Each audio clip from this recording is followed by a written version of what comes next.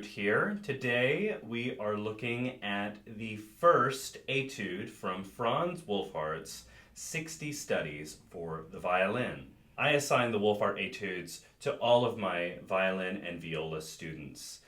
If you're studying this first etude, it probably means you are just starting out the book of etudes. There are 60 of them. It's an exciting journey, and I'm really excited to be along for the ride and hopefully help you out a little bit as well. Okay, first things to notice in this etude. At least in this edition, which is the Schirmer edition, we have a C. This is shorthand for common time, which means 4/4. So this means we have 4 beats in each measure, 4 quarter notes in each measure. Throughout the majority of this etude, with the exception of the last measure, we just have running eighth notes. So if the beat is going like this, 1 and 2 and 3 and 4 and bum bum bum bum bum bum bum bum, that's how we're going to count it, okay? When we do our guided practice a little later, we're going to look at it from a couple of different angles, but in our final performance, that's how we're going to think about the main pulse and the rhythm within that pulse. Now, the next thing we ought to look at is the key signature. If you look at your page, you probably notice there's nothing there. No sharps, no flats. So what could that mean? It means everything is natural. In this case, we are in the key of C major. Let's really talk about what that means in terms of your finger patterns, just the practical nature of C major on the violin. So here's your finger pattern on your G string, and I'm going to play these on the instrument very soon. Our second and third fingers touch on the G string. Now, what about the next string up, our D string? That's going to be this finger pattern. Our first and second fingers touch. All right, what about the A string? Same thing, our first and second fingers touch. Now, the real tricky one is our E string. It looks like that. None of the fingers touch. We have a whole step between each of these fingers. This creates a real stretch, and we're going to talk about that in just a moment. Now, I'm way over here because we're going to play through all the notes on each string. This is going to include our open string, our first finger, second finger, third finger, and fourth finger on each string. We're going to play all the notes as they would appear in this key of C major. The reason I'm way over here is so you can see my hand really clearly. Okay, so I'm going to say the note we're going to play, the finger we're going to play it with, and whether or not it's a whole step or a half step above the next one. All right, here's our open G string. I invite you to play along. Next, we're going to play with our first finger, A. This is going to be a whole step above G. Second finger B natural is a whole step above A. Third finger C natural is a half step above B. That means it's going to touch your second finger. Now, D natural is a whole step above C. This is your fourth finger D, and we're going to have a space between 3 and 4. This is also the same note as your open D string. So you can test that. Okay, let's look now at our D string. We have our open D string. First finger E, that's a whole step above D. Second finger F natural, that's a half step above your E. So that means second finger is a low 2. It's going to touch. Okay, now a whole step above that is your third finger G. A whole step above that is your fourth finger A. And that A, again, is going to be the same pitch as your open A string. Good, let's look at our A string now. So we have open A. First finger B is a whole step above that. Second finger C, just like on the D string, it's a low 2, so that's going to be low 2 C natural, second finger. Then we have our D, third finger, that's a whole step above C. Another whole step, we have our fourth finger E. Fourth finger is going to be the same as our open string. So now we're on the E string. Okay, let's look at our E string. We have open E. Now we have our low one. So F natural is a half step above E. So you know how our fingers have been here before? Now we're just going to scoot that back. It's real close to the nut. It's going to sound like that. So a low one. Here's our low one F natural. A whole step above that is G. Second finger G natural. And then a whole step above that is A, third finger. Whole step above that is B natural. So when you play on the E string, you may notice, oh my gosh, that's a huge stretch between 1 and 4. It can be a little bit tricky at first to make that stretch. Try to keep your fingers down as much as you can. If you need to release your first finger just a hair, you can, but try not to. If you have to release it, keep it close so you can put it right back where it was. This has to do a little bit with the technique you've developed, the flexibility you've developed in your hand, and a little bit hand size as well. Some people's hands are smaller and it's a little harder, but I've seen quite a few people with small hands make that stretch. So a big part of it is just training that flexibility, okay? So now let's play a 1 octave C major scale. So our C major scale is going to start on C natural, that's third finger on the G string, and it's going to end with this C natural, second finger on the A string. So let's play that real slow, okay? Okay, so let's play that C major scale with our metronome. People who study with me know I'm a big fan of the metronome. We're going to play half notes. What does that mean? That means that each note we play is going to get 2 of those clicks that we hear, okay? Find that C, let's build up. G, A, B, C. Try to match my pitch. Okay, now let's play it. 1, 2, half notes. C, D, E, F natural low 2, G, A, B, low 2 again, C, and now we're going to play that again, C, and now back down, B, A, G, F, low 2, right? E, D, C. Okay. All right, so now I want to try something at the same tempo. It's that stretch we were talking about. So that's on the E string. We're going to play open E, F natural, G natural, A natural, B natural. And as much as you can, try to keep your form really good here. Try not to make your wrist point out in any direction. We want a nice straight wrist. So let's try playing this. Half notes, just like the scale.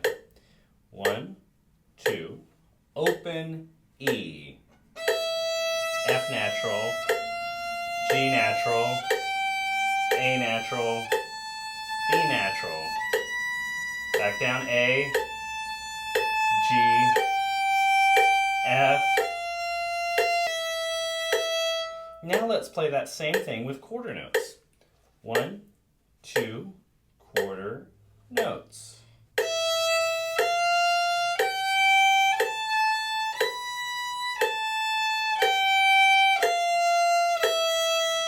Now eighth notes. 1 and 2 and ready, go, and.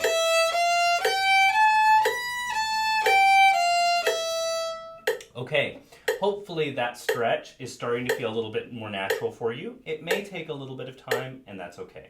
Okay, so we've talked about the meter, we've talked about the key, and what that means for us practically on our instrument in terms of where the whole steps and half steps lie. So let's look at the actual notes on this etude. Franz Wohlfahrt was a violinist and a violin teacher. He wrote these to be instructive for his students, to teach his students how to better play their instrument and also enable them to play the music that they wanted to play. It's like a little bit of a workout.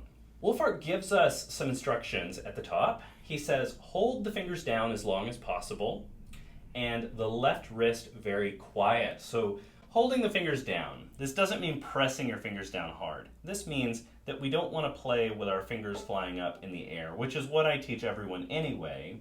So when you have, for example, your third finger down, you should have your other fingers down as well. If you have your fourth finger down, these fingers are down too, right? So we have our foundation under our higher fingers. Try to make sure that you're doing that pretty much every time you play, up until the point where you start learning finger independence. We want to try to keep those fingers down as much as possible. Keeping the left wrist very quiet. What does he mean by that? Really, he means not moving this way, and this is something we want to avoid in general. We want to keep this nice and straight, nice and calm, so that we're not damaging our wrist or building bad technique. This etude is built on this minor second interval from C natural to B natural. So this is something that just repeats over and over, whether it be here or here. So really getting that C, B in your ear as much as possible will be really helpful. There are lots of fourth fingers marked in your part. I would recommend always following those fingerings. Now, is it always the easiest thing? No, it'd be much easier to use an open string. Why are we playing the etude, I think, is the question that should be asked at this point. An etude is a study. It's meant to help us play our instrument better, more efficiently, more effectively. This fourth finger that's in here not only makes sense to avoid a string crossing, but is also going to help build your fourth finger strength. Okay, so anytime you have a fourth finger, make sure you are using it. So let's talk about the bow really quickly. Where in the bow should we play this? It may be tempting at the very beginning to do this, because if we start out slowly, like we're supposed to when we practice, it's easy to use the whole bow, right? I would argue against using the whole bow when you're practicing at a slow tempo, because when we go at full tempo, allegro moderato, probably quarter note equals 120-ish, we won't be able to go, right? We won't have time to use the whole bow. So I would recommend somewhere around the middle of the bow, a nice détaché stroke. It's marked forte, so we want to use a good amount of weight. Contact point somewhere in the middle, maybe erring on the side of closer to the bridge. Get a nice, rich, intense sound, a nice clean tone on each of these. Try to get a nice clear articulation on each bow stroke, down, up, down, up. That doesn't mean that we are imagining some articulation. We're playing it just as written, but make sure you're getting a good tone and a clear articulation on every stroke. Now I want to draw your attention to a measure. It's measure 10 and measure 12. They're the exact same, and it has this pattern.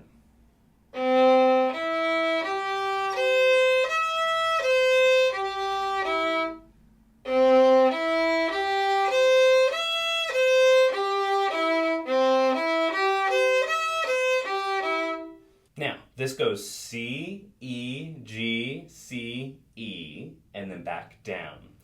This pattern is what we call an arpeggio. Now, an arpeggio is really just a chord that's broken down, so we're playing each member of a chord. This particular chord is what's called a C major triad. It contains the notes C, E, G. Arpeggios are something that all my students eventually play with their scales, memorizing scales and memorizing the arpeggios that go with them. It's really helpful because these pop up in our music all the time. This may be your introduction to arpeggios, and that's really awesome. So we're just skipping each note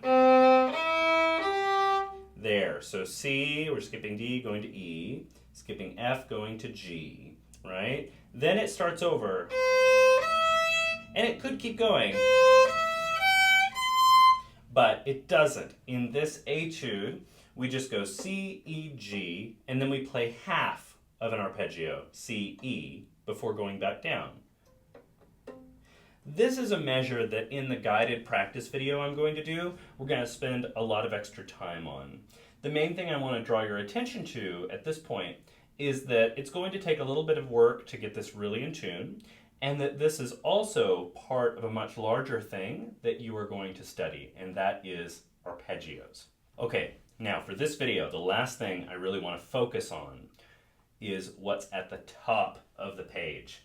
We have all these different teeny tiny measures. We have lots of different bowings, lots of different articulations, lots of things going on. You may notice that it's kind of just the same thing over again. We have C, B, C, B, C, D, E, D, and it's just the same each time. So what's going on with this? These are bowing and rhythmic variations. Now, are you meant to play it just straight through? No, you're not. Each time there's one of these double bars, so each measure there's that little double bar, that means it's a new variation. So what we do is we take each variation, we memorize the pattern, and then we apply it to the entire etude. So let's take that first example. It's two separate, two slurred. The separates have a staccato. That's all the information that Wohlfahrt gives us. That's it. So what do we do with that? We know that we have two separate, two slurred, and the separates are staccato. So now I'm going to take my eyes from that variation, go down to the etude, and remember that pattern of two separate, two slurred.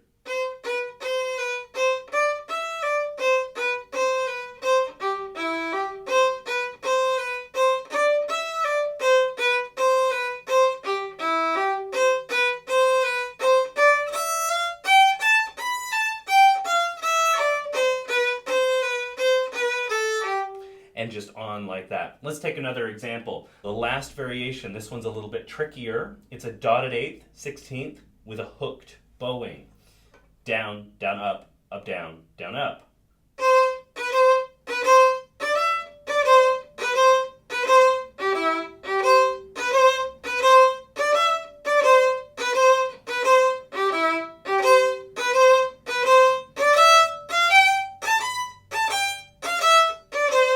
And on it goes. So we're just applying that one measure pattern that we're given to the entire etude, okay?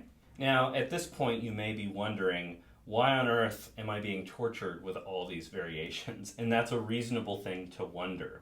Many of my students, when I assign this, are slightly upset by the amount of repetitive work that's involved in this etude, and that is completely reasonable. What these variations do is they require us to memorize a pattern while looking at the music and playing something that's not written. It's kind of distracting our brain, or at least pulling our brain in different directions while we're reading this. This helps us learn the original material at a deeper level. Variations are something that I use when I'm learning orchestral music or solo music, really challenging little technical things. If we use variations, we can learn things on a deeper level. So this is just a little bit of an introduction to that mode of learning. Okay, so I hope that this sort of introductory video to the first etude by Wohlfahrt has been a little bit helpful for you. If I missed something or if you have questions, please let me know in the comments or reach out to me directly. Be happy to talk to you more about it. The next video is going to be a sort of guided practice in which we go through this etude at a microscopic, super slow motion level. And I invite you to play along with that video. Feel free to skip around if it goes a little bit too slowly for you. All right, see you in the next video.